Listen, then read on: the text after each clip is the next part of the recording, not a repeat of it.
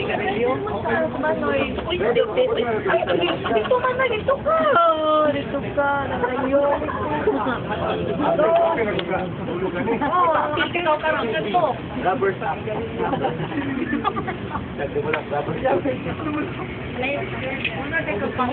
Pakita mo nga. Si Mark. Ikaw, Mark.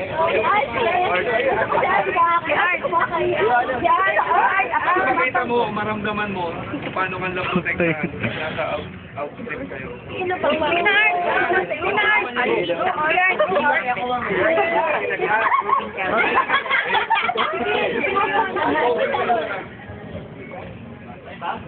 Bag.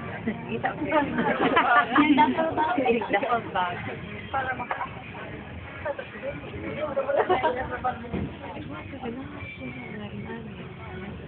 Okay, yung scenario right now is, bababa na sila. Okay? Alert sa entry na they will just clear the area. And clear nila, without the normal, hindi discuss natin kanina. So, bababa si Team Leader, move out. Yo, alright, yo. So, normally, pag baba niyan, ito yung pinapakita namin sa inyo. Right now. Hindi muna bababa to, walang signal. Hanggang walang signal. Kung nag-clear na area, paikot.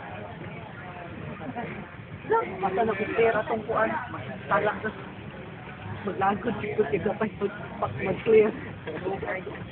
Even yung sasakyan, tinitimnan niya na, baka mayroong nag-aabang. Kasi normally yun ang modus operandi. Ano may sakyanan man to? Tago po. Pag-clear na yung area, they will give signal now doon sa guard na doon. 60, dapat dito yung Kaya tagiyan naman. tapos Pansya niya na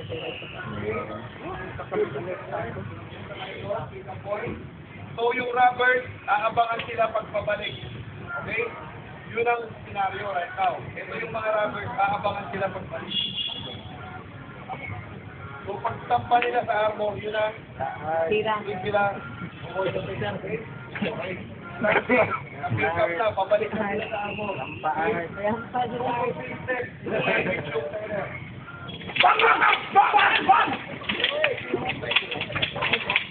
Okay, nakita nyo ang teller, itinulak pala yun.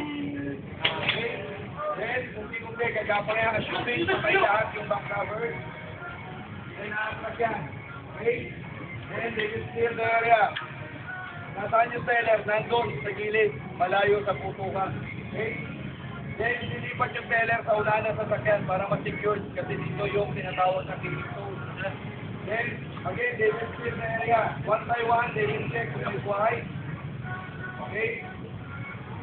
So, binaback up ng bawat isa. Then, clear. Patay lahat. Nadapa. Clear. Okay? Assuming clear. Okay? Kasi baka mamaya sa trap. Unti-unti. Secure nila yung teller. Then, going back again to the armor. Then, they will signal. Clear. Okay? Nakagamit sa arm. One by one, then, back to normal. Then, that's the scenario. Palakpakan naman.